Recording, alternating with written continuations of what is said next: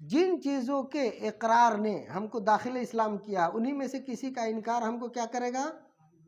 یہ اصول ہے، یہ یاد رکھیے گا کہ جن چیزوں کے اقرار سے ہم اسلام میں داخل ہوئے انہی میں سے کسی کا انکار ہم کو اسلام سے خارج کرے گا۔ ایسا نہیں ہے کہ ہاتھ نہیں چومیں گے، انگوٹھا نہیں چومیں گے تو ہم اسلام سے باہر ہو جائیں گے۔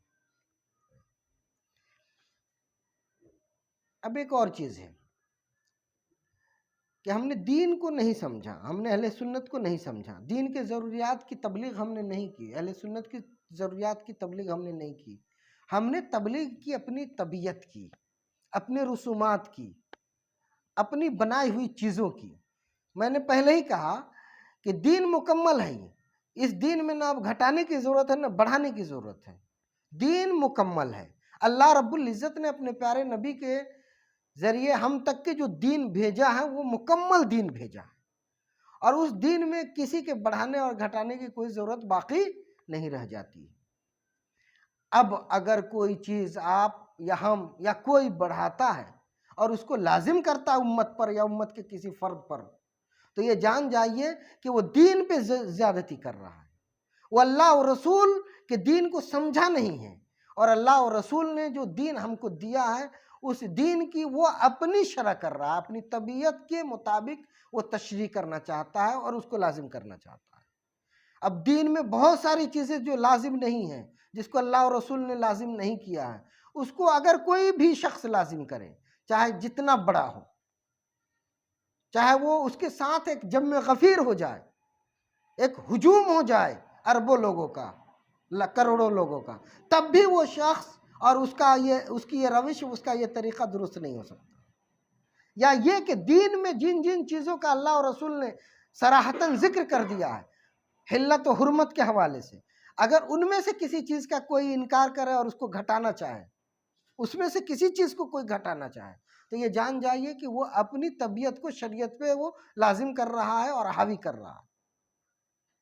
اس سے پوچھا جائے گا کہ اگر آپ کسی چیز کو فرض یا واجب کہہ رہے ہیں تو آپ کس بنیاد پہ کہہ رہے ہیں، کہاں دلیل ہے، کہاں اللہ اور رسول نے فرمایا؟ یا یہ کہ آپ کسی چیز کو حرام کہہ رہے ہیں تو کہاں اللہ اور رسول نے اس کو حرام کیا، آپ بتائیے۔ کیونکہ کسی چیز کا حرام ہونا اور حلال ہونا اگر اللہ اور رسول نے بیان نہیں کیا ہے تو کوئی دوسری شخصیت اس کو حلال یا فرض، حرام یا فرض نہیں کر سکتی۔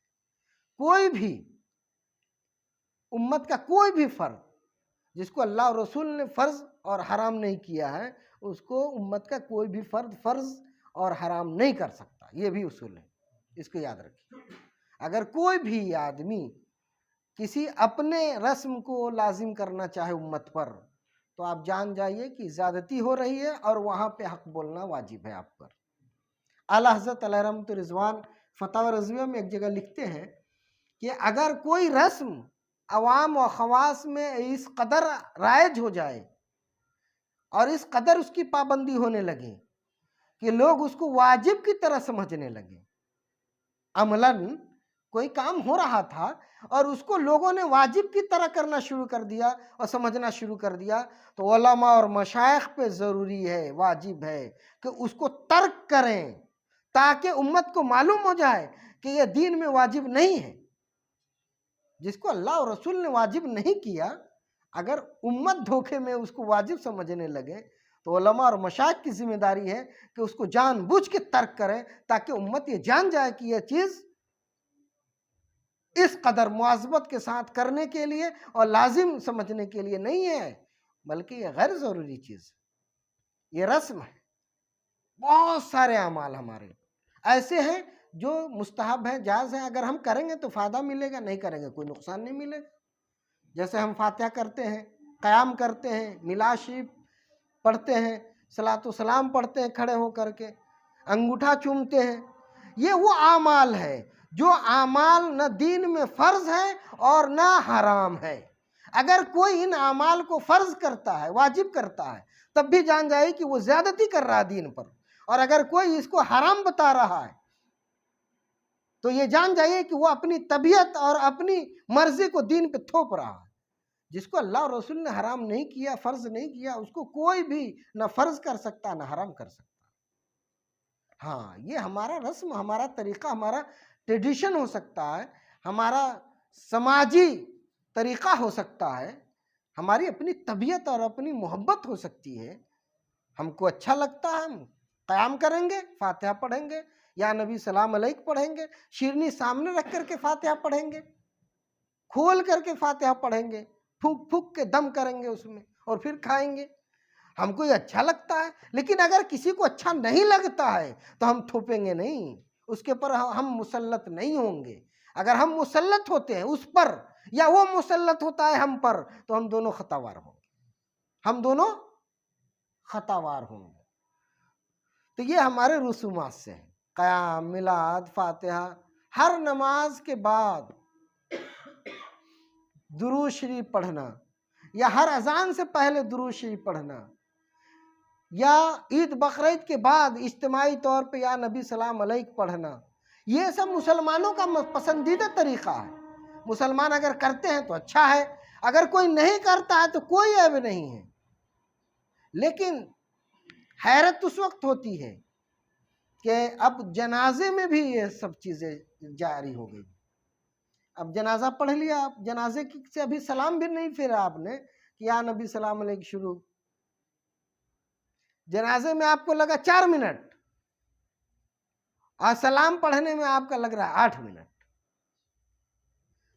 حد یہ ہے کہ جنازے میں شریک ہونے والے، جانے والے میت کے لیے جانے والے قبرستان کتنے لوگوں کی تعداد ہے؟ 1000 آدمی. آج کا واقعہ سنا رہا ہوں میرے عزیز کہ آج ایک جنازے میں گیا، کم سے کم 1000 سے زیادہ لوگ تھے. 50% لوگ جنازے میں شریک نہیں تھے. سب ٹوپی پہنے کوئی ادھر بیٹھا، کوئی ادھر بیٹھا، کوئی ادھر بیٹھا. آدھے لوگ جنازے کی نماز پڑھے اور جنازے کی نماز جیسے ہی ختم ہوئی صلاۃ و سلام شروع. صلاۃ و سلام یہ آپ کا رسم ہو سکتا ہے، آپ کا طریقہ ہو سکتا ہے. جنازے میں جنازے کا نماز کا حصہ نہیں ہو سکتا. یہ رسول اللہ کا طریقہ نہیں ہے، نہ یہ سنت سے ثابت ہے. ہاں لیکن یہ حرام بھی نہیں ہے. ہم کہہ رہے ہیں کہ یہ سنت سے ثابت نہیں ہے، لیکن اگر کوئی اٹھ کے کھڑا ہو جائے اور کہے کہ یہ حرام ہے تب بھی یہ زیادتی ہوگی اس کی. سنت سے ثابت نہیں ہے، لیکن یہ حرام بھی نہیں ہے، لیکن یہ فرض بھی نہیں ہے. آپ بھی جان لیجئے، پڑھنے والے لوگوں کو بھی جاننا چاہیے کہ یہ فرض بھی نہیں ہے. لیکن اگر اسی میں سے 4 آدمی نکل کے چلا جائے تو اگلے دن اس کا سماج سے بائیکاٹ ہو جائے گا کہ نہیں؟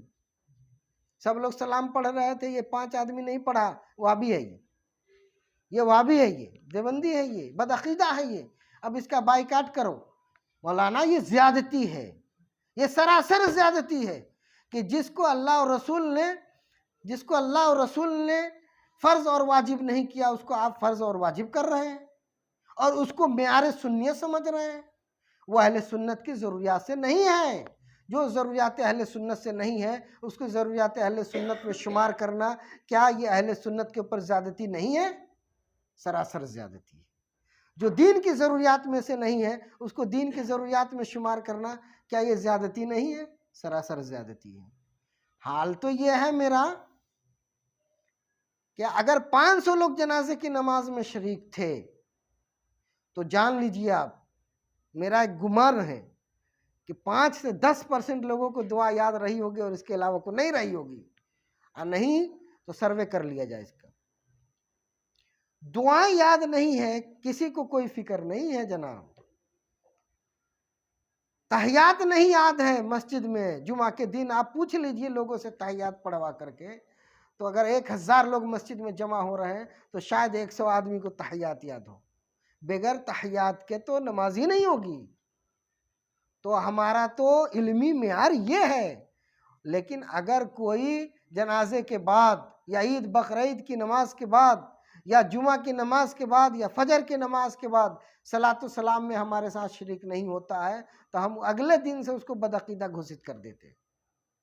یہ دین پہ زیادتی نہیں ہے، یہ امت پہ زیادتی نہیں ہے، سراسر زیادتی ہے. اگر امت کا اتنا ہی درد ہے ہمارے ان علماء کو اور اتنی ہی ان کی سنیت تازہ دم ہے تو انہیں تو چاہیے کہ ہر مکتب میں، ہر مدرسے میں، ہر مسجد میں ایسی معیاری تعلیم کرائیں کہ امت کا ایک فرد بھی جاہل نہ رہے اور ہر فرد کو دینی بنیادی تعلیم سے آراستہ کر دیا جائے، اہل سنت کی ضروریات سے آگاہ کر دیا جائے، اہل سنت کی بنیادی چیزوں سے واقف کرا دیا جائے، تاکہ لوگ صحیح معنوں میں سنی بن جائیں اور مسلم بن جائیں۔ تو یہاں تو مسلم اور سنی کیا ہے یہ پتہ ہی نہیں ہے۔ مسلمان ہونے کے لیے کن کن چیزوں کا ماننا ضروری ہے، سنی بننے کے لیے کن کن چیزوں کا جاننا اور ماننا ضروری ہے، اس کی کوئی خبر نہیں ہے۔ بس اس نے فاتحہ نہیں پڑھا، اس نے قیام نہیں کیا، اس نے سلام نہیں پڑھا، اس نے انگوٹھا نہیں چوما، وہ قوالی میں نہیں بیٹھا تو وہ بھی ہو گیا۔ یہ ساری چیزیں نہ اہل سنت میں ہے اور نہ دین کا حصہ ہے۔ اگر کوئی چاہتا ہے تو کرے، کوئی نہیں چاہتا ہے تو نہ کرے۔